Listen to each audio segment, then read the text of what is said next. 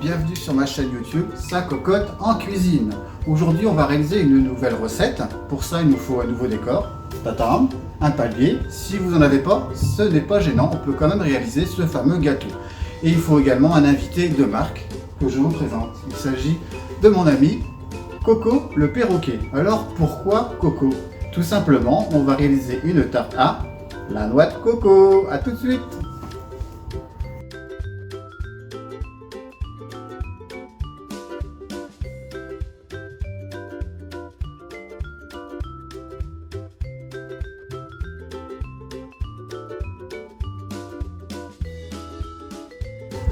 Alors, pour réaliser cette fameuse tarte à la noix de coco, il nous faut quoi? Il nous faut une pâte feuilletée, donc, comme ceci. Donc, soit vous la faites, soit vous la prenez toute prête, c'est ce que j'ai fait.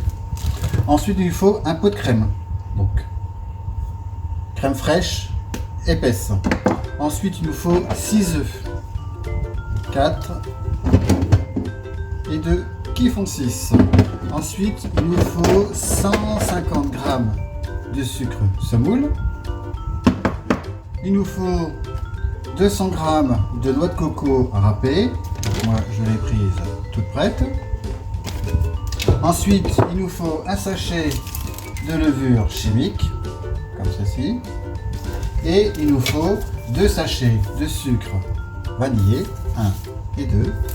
Alors, soit vous le faites tout simplement, ou alors vous pouvez rajouter pour le parfumer un peu de fleur d'oranger. Ou moi, aujourd'hui, je vais le parfumer avec 2 cuillères à soupe de rhum. Voilà, c'est parti.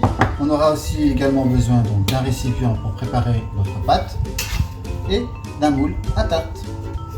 C'est parti. Alors, pour notre appareil, c'est-à-dire le contenu de notre tarte à la noix de coco, donc vous prenez un saladier dans lequel on va verser donc un pot de crème fraîche. Donc alors ça de la crème fraîche épaisse. Alors essayez de privilégier de la bonne crème fraîche, non light, évitez la marque ou sous-marque, peu importe, mais bon, j'ai pris une crème fraîche pour pas citer la marque, mais de bonne qualité pour faire un bon produit.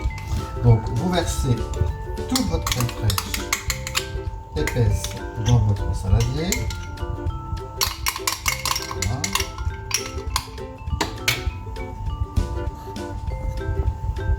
Alors vous prenez une maryse, hop, voilà, c'est cette petite spatule qui vous permet de bien gratter le fond. C'est en silicone, il n'y a aucun problème. Ensuite, vous ajoutez les 6 œufs. Donc on casse jamais au-dessus, toujours dans un récipient à côté. Et on casse nos 6 œufs.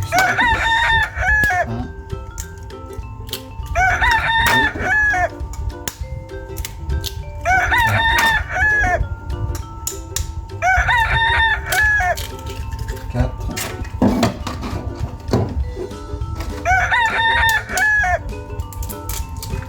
5, c'est très gourmand en œuf. Et 6. Et maintenant, on mélange l'ensemble. Donc vous prenez un fouet et vous y allez tout doucement au début. Vous voyez la crème fraîche épaisse avec les œufs.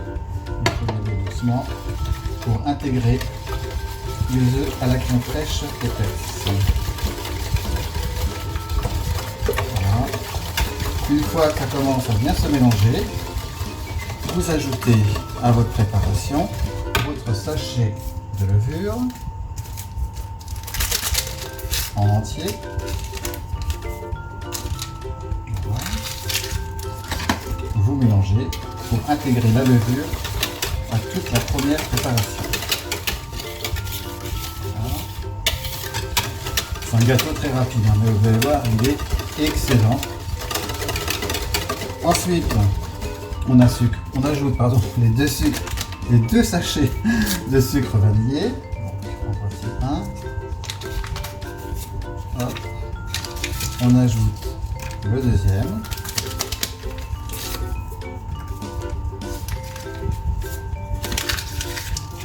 On mélange de nouveau pour intégrer à l'ensemble de notre préparation le sucre vanillé de manière à ce que chaque ingrédient puisse être intégré de manière homogène. Et ensuite, on y ajoute le sucre semoule. On remélange l'ensemble pour toujours intégrer la totalité du sucre avec la préparation. Voilà. Une fois que vous avez bien mélangé, hop, on laisse reposer pendant 5 minutes. Voilà, passé ces 5 minutes, on prend un batteur électrique et on va battre l'ensemble de notre préparation de manière à ce que le mélange devienne légèrement mousseux.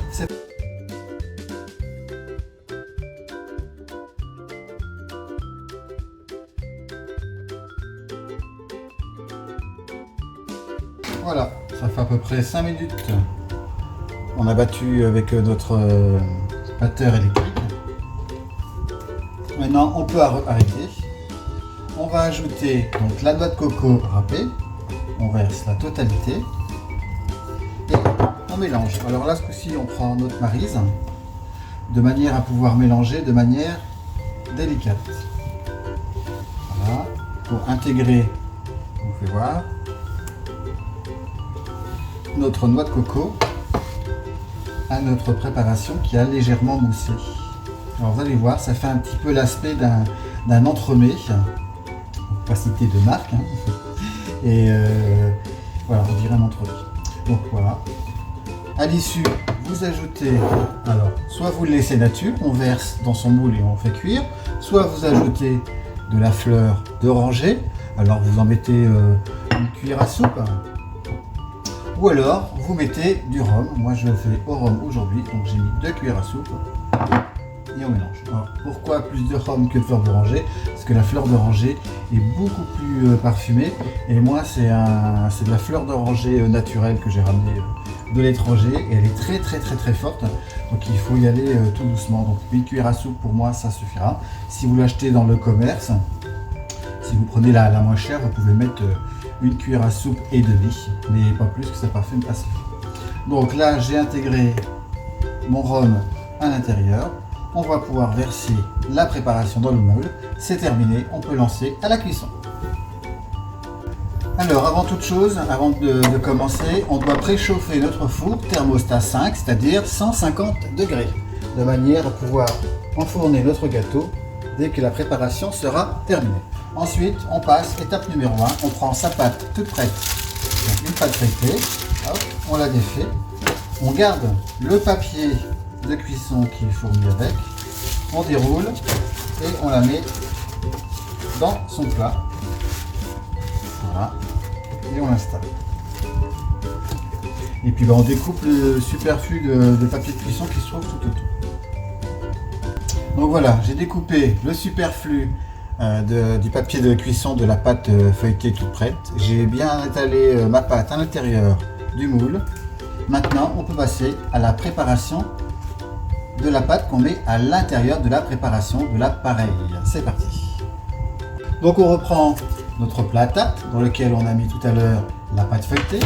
On prend notre préparation avec notre maryse afin de bien gratter l'intérieur de notre saladier et on verse la préparation tout simplement dans notre plat à tarte. Voilà. On gratte avec la maryse le fond de notre saladier pour y intégrer toute la préparation. Oui, c'est un gâteau super simple, super rapide. Ça nous a pris même pas 10 minutes, 5 minutes. Voilà. Et là, vous pouvez donc mettre au four. Donc bien sûr, en début de recette, n'oubliez pas de préchauffer votre four thermostat 5. Et là, on va pouvoir enfourner pendant 35 minutes dans notre four préchauffé. C'est parti. Donc là, le gâteau, il est terminé. On va le mettre en cuisson. Mon four, il est préchauffé. Thermostat 5. C'est parti.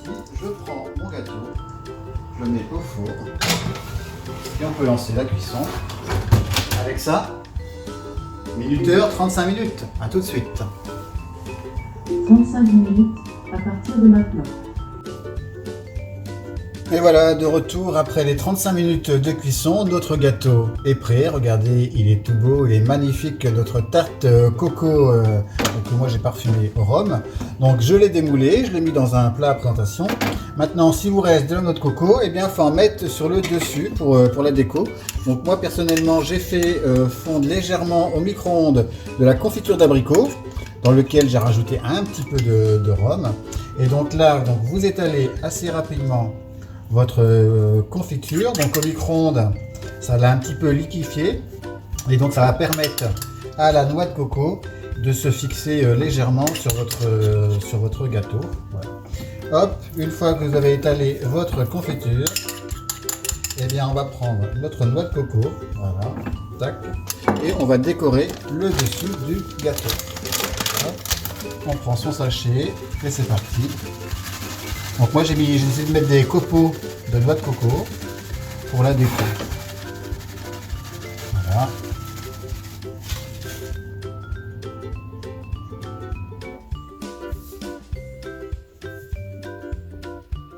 Et voilà, nous avons terminé la décoration de notre tarte noix de coco recouverte de noix de coco. Et bien je vous souhaite à tous un bon appétit et à très vite sur ma chaîne YouTube Sa Cocotte en Cuisine.